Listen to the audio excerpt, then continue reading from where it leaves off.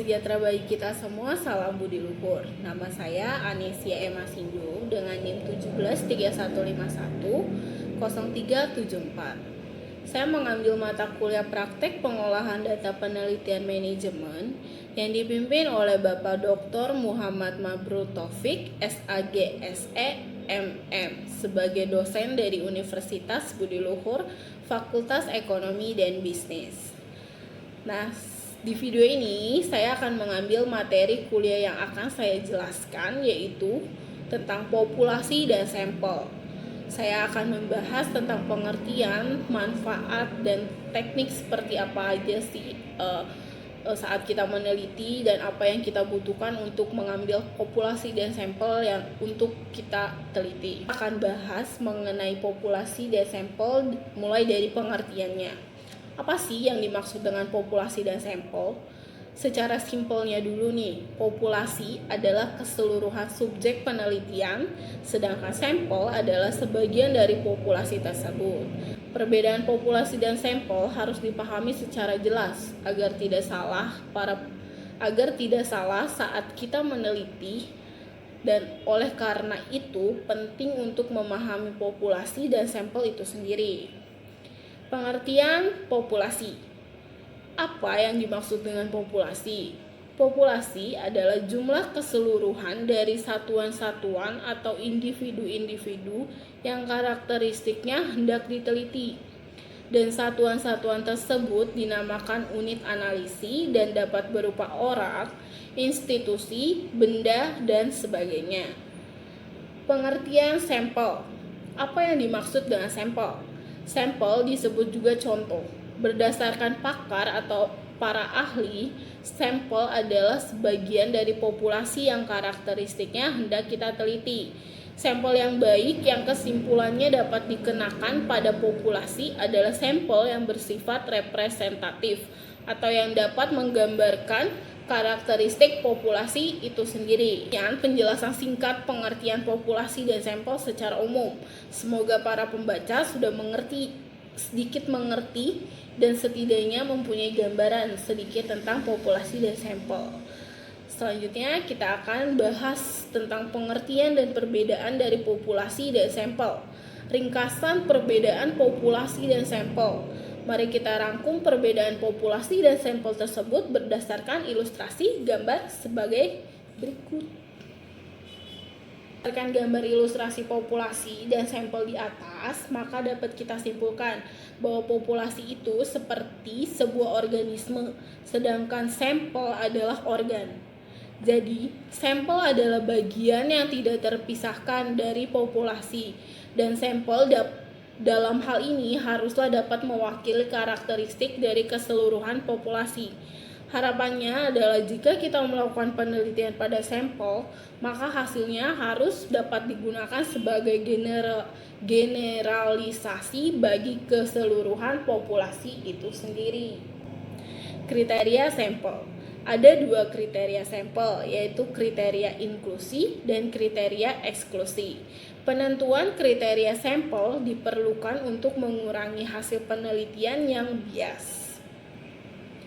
Kriteria inklusi adalah karakteristik umum subjek penelitian dari suatu populasi, target yang terjangkau yang akan diteliti. Sedangkan yang dimaksud dengan kriteria eksklusi adalah menghilangkan atau mengeluarkan subjek yang memenuhi kriteria inklusi dari penelitian karena sebab-sebab tertentu. Nah, sebab-sebab yang dipertimbangkan dalam menentukan kriteria eksklusi adalah subjek mematalkan kesediaannya untuk menjadi responden penelitian, dan subjek berhalangan hadir atau tidak di tempat ketika pengumpulan data dilakukan.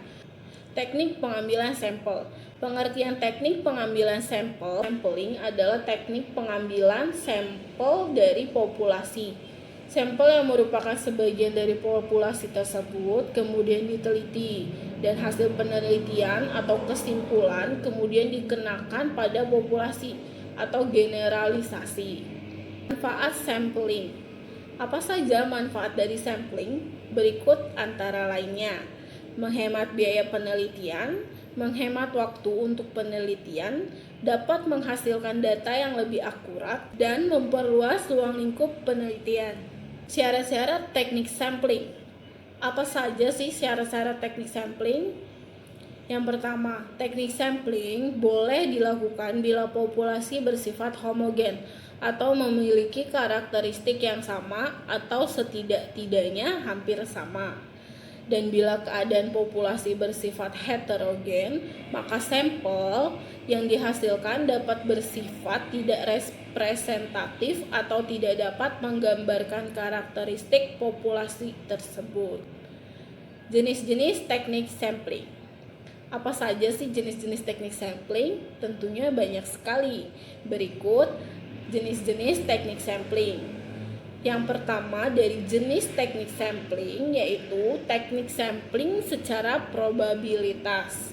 Teknik sampling probabilitas atau random sampling merupakan teknik sampling yang dilakukan dengan memberikan peluang atau kesempatan kepada seluruh anggota populasi untuk menjadi sampel. Dengan demikian, sampel yang diperoleh diharapkan merupakan sampel yang representatif. Teknik sampling semacam ini dapat dilakukan dengan cara sebagai berikut. Yang pertama, teknik sampling secara rambang sederhana. Cara paling populer yang dipakai dalam proses penarikan sampel rambang sederhana adalah undian. Yang kedua, teknik sampling secara sistematis atau systematic sampling. Prosedur ini berupa penarikan sampel dengan cara mengambil setiap kasus atau nomor urut yang kesekian dari daftar populasi. Nah, yang ketiga, teknik sampling secara rambang proporsional. Jika populasi terdiri dari subpopulasi, maka sampel penelitian diambil dari setiap subpopulasi. Dan adapun cara pengambilannya dapat dilakukan secara undian maupun sistematis. Yang keempat, teknik sampling secara rambang bertingkat. Bila subpopulasi sifatnya bertingkat, cara pengambilan sampel sama seperti para teknik sampling secara proporsional. Nah, yang keenam, teknik sampling secara cluster atau cluster sampling. Dan ada kalanya penelitian tidak tahu persis karakteristik populasi yang ingin dijadikan subjek penelitian karena populasi tersebar di wilayah yang amat luas.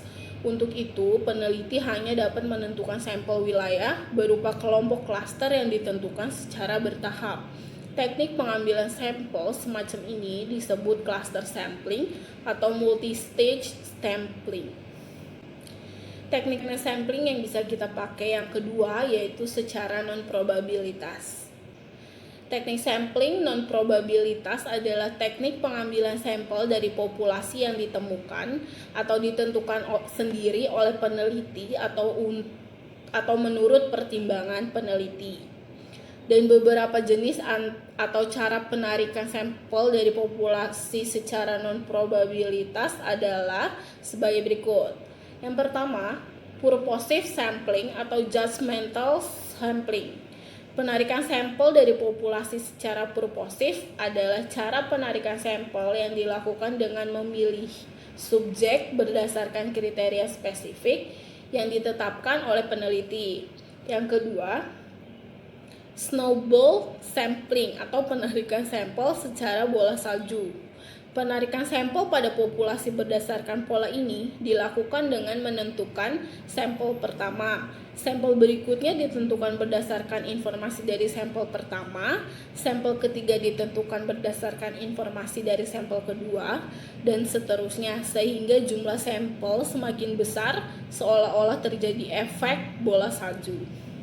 Yang ketiga, kuota sampling atau penarikan sampel secara jatah.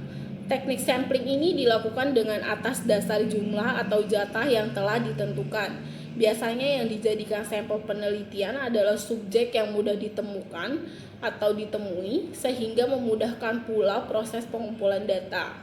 Yang keempat, accidental sampling atau convenience sampling. Dalam penelitian ini bisa saja terjadi diperolehnya sampel dari populasi yang tidak direncanakan, sehingga secara kebetulan ditemukanlah sampel atau populasi yang akan kita teliti, yaitu unit atau subjek tersedia bagi peneliti saat pengumpulan data itu, dan proses diperolehnya sampel semacam ini disebut sebagai penarikan sampel secara kebetulan dari populasi.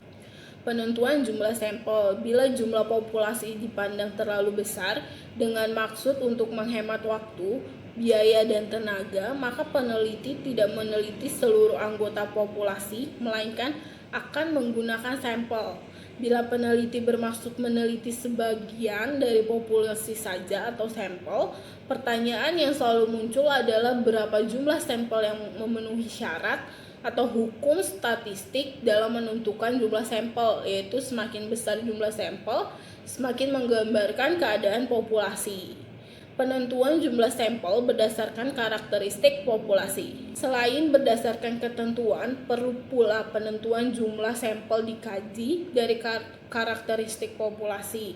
Bila populasi bersifat homogen, maka tidak dituntut sampel yang jumlahnya besar.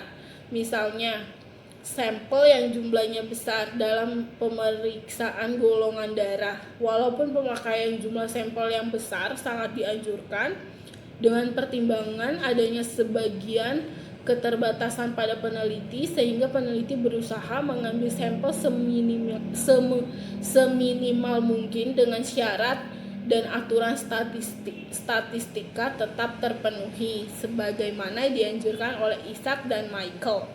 Dengan menggunakan rumus tertentu, Isaac dan Michael memberikan hasil akhir jumlah sampel terhadap jumlah populasi, antara lain 10 sampai 100. Nah, demikian penjelasan saya tentang populasi dan sampel.